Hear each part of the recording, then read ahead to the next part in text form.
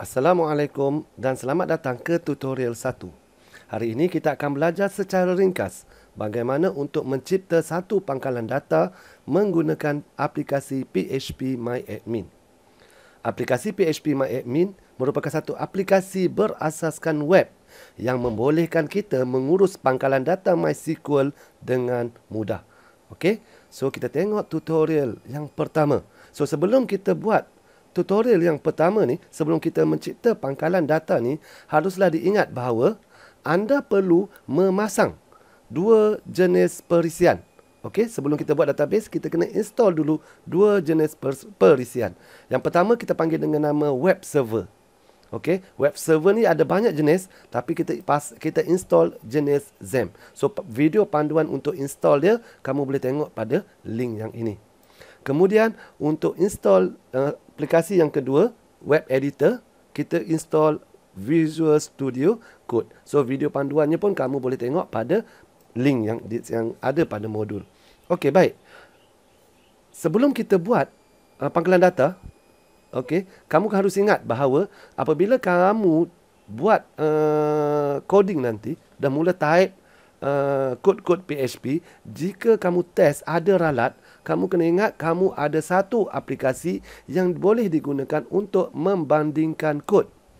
Okey, aplikasi itu kamu boleh guna untuk membandingkan kod. So kamu boleh bandingkan kod modul level 2, boleh pilih. Okey, ataupun kamu boleh banding kod level 1. Okey, so ini kod level 1, kamu boleh pilih file dan bandingkan kodnya. Okey, jika proses banding ni pun masih lagi ada masalah, masih lagi ada error, jangan segan silu untuk bertanya di dalam grup support Telegram. Okey, grup support ni saya buat untuk pelajar-pelajar kalau ada error dan tak boleh nak solve, tak tahu nak solve macam mana, dah banding tapi tak boleh nak solve juga, boleh tanya dalam grup ini. Okey, so make sure kamu tahulah kewujudan grup ini. So kamu boleh join dan kalau ada masalah boleh tanya kat dalam grup tu. Okey, baik. So kita nak buat pangkalan data. Okey, kita pergi kepada tutorial yang pertama, kita nak cipta pangkalan data. So untuk mencipta pangkalan data ni, kamu kena ingat, kita nak buat pangkalan data, kita kena start dulu XAMPP. Okey, kita kena start dua benda, XAMPP dan Apache dan juga MySQL. So macam mana kita nak cari benda tu? So ingat, bila dah kita install, dia akan ada di dalam komputer kita. So type dekat situ XAMPP Control Panel. Ingat, XAMPP Control Panel.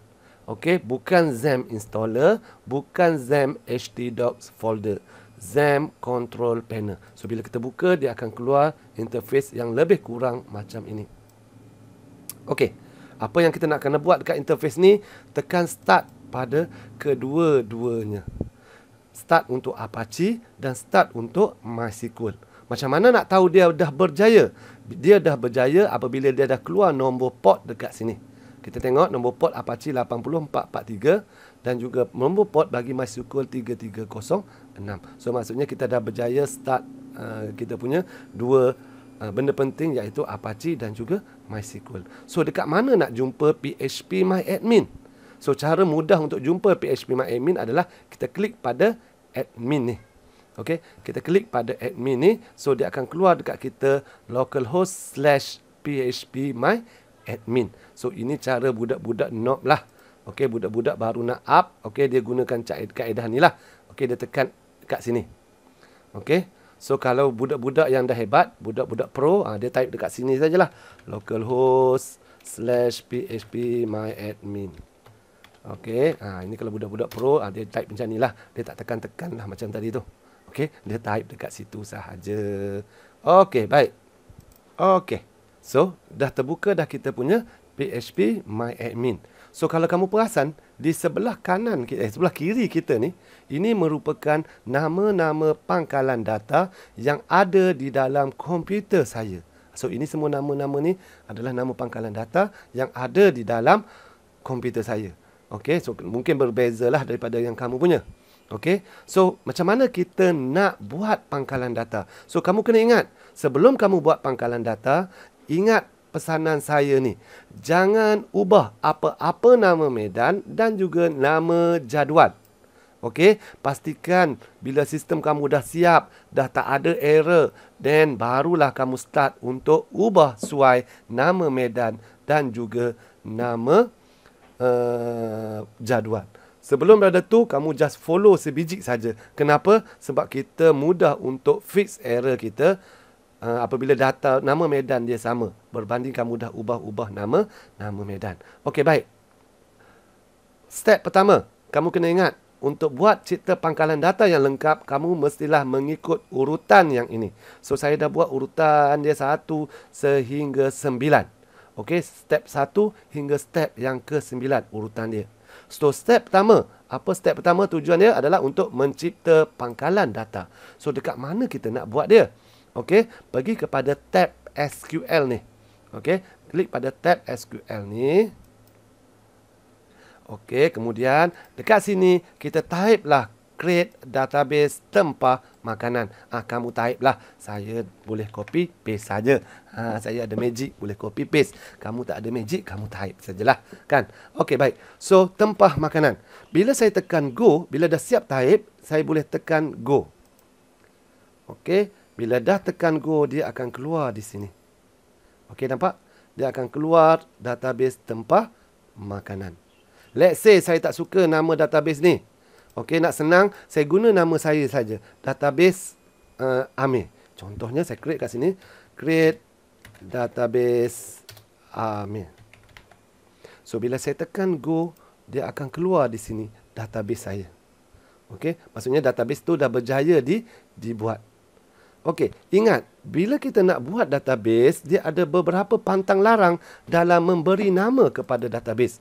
Contoh, create database, okey, tempah jarak makanan.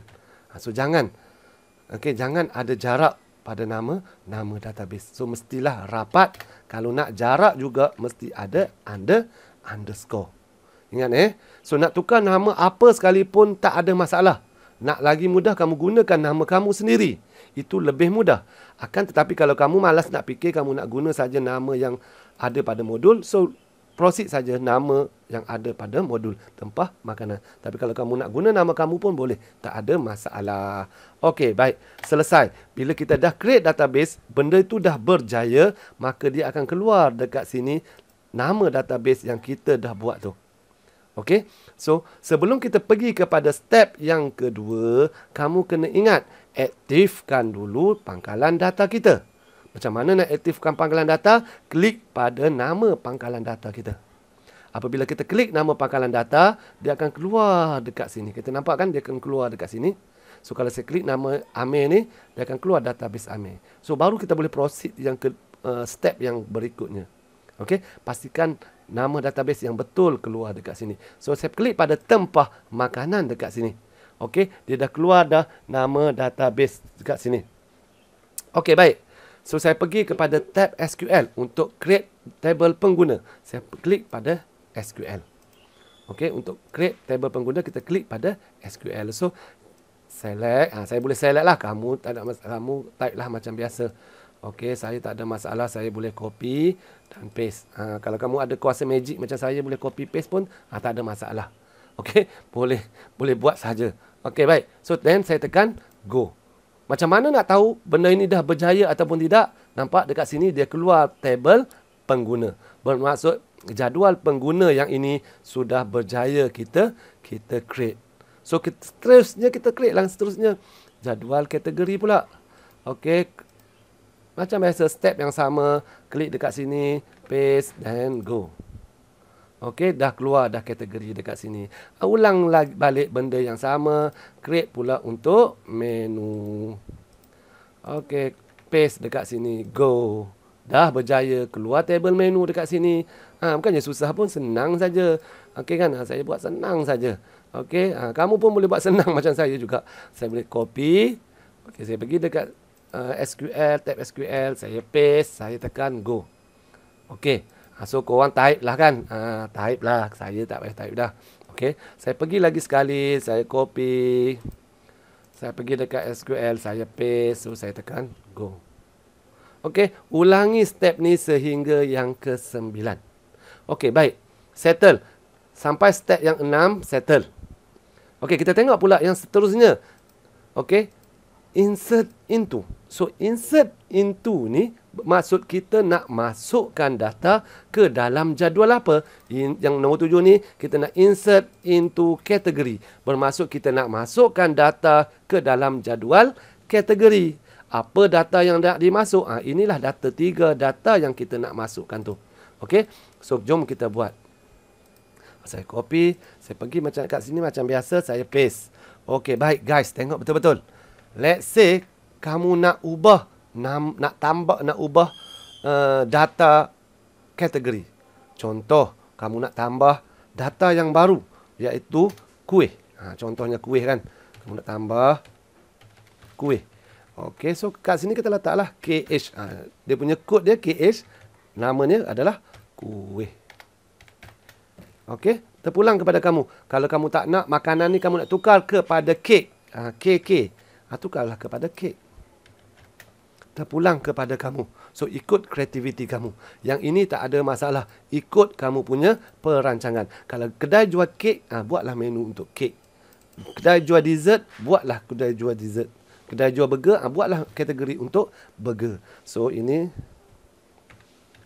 Sekarang kita ubah baliklah kepada makanan. Okey, bila dah siap, tekan saja go. Okey, dia kata 4 data telah berjaya dimasukkan. So, kita tengok dekat kategori, berjaya atau tidak. Okey, 4 data ini dah berjaya dimasukkan. So, 4 data ini telah berjaya dimasukkan. Okey, settle yang ini. Okey, kita buat pula insert data into menu. Bermaksud kita nak masukkan data ke dalam menu. Kalau paparan macam ini, maksudnya tak ada data lagi dalam jadual menu. Tak ada data dalam table menu. So, macam mana kita nak masukkan data dalam table menu? Okey, kita gunakan arahan SQL ni. Okey, so kita gunakan arahan SQL. Pergi SQL. Select. Terlebih lah pula. Okey, copy. Dan kita pun paste. Okey, dekat sini ada beberapa perkara yang saya nak highlightkan. Kamu boleh ubah nama data. Kamu boleh ubah data-data yang ada dekat sini.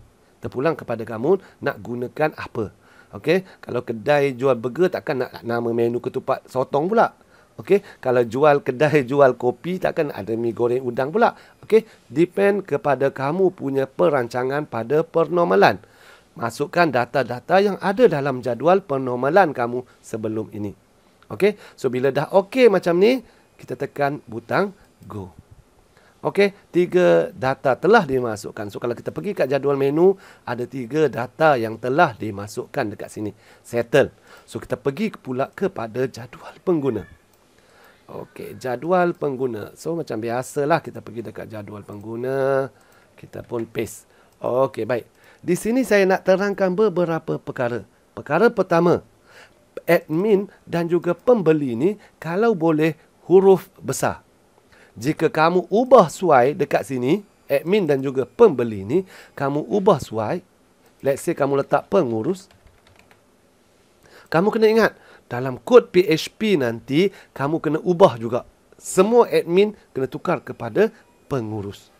Okey, so, kalau nak mudah, kekalkan sajalah admin. Tak payah nak ubah-ubah dekat file PHP nanti.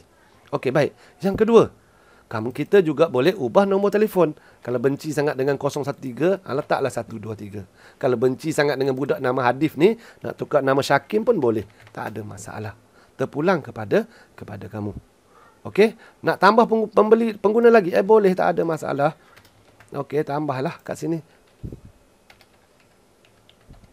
Okey, tak ada masalah. Okey. Letaklah nama siapa dia? Nur Kasih. Okey, tak ada masalah. Okey, tekan butang go. So, bila tekan butang go, data akan dimasukkan ke dalam jadual pengguna. Okey, selesai kita punya proses untuk mencipta pangkalan data. Bila dah selesai proses untuk mencipta pangkalan data, baca dekat sini. Jika anda telah selesai membina pangkalan data, jangan lupa untuk backup. So, macam mana nak backup pangkalan data? Step pertama, klik pada tempah makanan. Pastikan klik pada tempah makanan. Okey, dia keluar dekat sini tempah makanan. Kalau dia keluar benda macam ada table dekat sini, so belum backup yang sepenuhnya. Kamu baru backup satu saja. Okey, baru backup satu jadual saja, table menu. Kita nak backup keseluruhan. Klik pada nama pangkalan data dekat sini. Kemudian pergi kepada export. Okey, pergi kepada export. Okey, bila kita klik butang export ni, okey, dia akan keluar paparan macam ni. Pastikan format dia adalah SQL. Okey, pastikan format dia adalah format SQL. Dan kita tekan export. So, dia akan keluar satu file macam ini. Okey, file tempah makanan. Pastikan file ini berada di tempat yang selamat. Okey, pastikan file ini berada di tempat yang selamat. Tak kisahlah kau nak hantar dekat Telegram cikgu kamu ke, kau nak hantar kat dalam Google Drive kau ke, terpulang kepada kamu, pastikan dia berada pada tempat yang selamat. Kenapa? Apabila database kamu dah tak boleh digunakan ataupun MySQL tak boleh start, kamu kena buat balik semula step-step tadi ni. Okey, so kalau nak selamat, backup betul-betul. Masukkan ke dalam Google Drive kamu ataupun send saja ke Telegram cikgu kamu. Okey, itu yang pertama. Yang kedua, klik pada More. Klik pada Designer. Okey, so yang dipaparkan ini adalah relationship. Okey, yang dipaparkan ini adalah relationship. Aku susunlah bagi cantik-cantik sikit kedudukan dia. Aku pun tak tahu nak susun macam mana ni. Bersilang-silang sekali.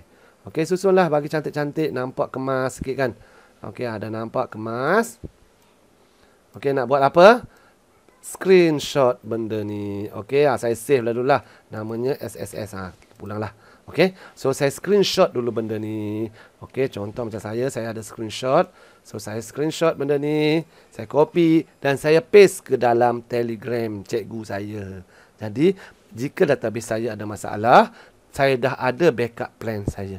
Saya tak perlu lagi buat semula pangkalan data daripada mula sampai habis. Penat. Okey, so ingat, work smart, backup. Okey, so itu saja perkongsian untuk tutorial yang pertama ini. Okey, kita berjumpa di tutorial yang kedua. Terima kasih. Assalamualaikum. Jumpa lagi. Bye-bye.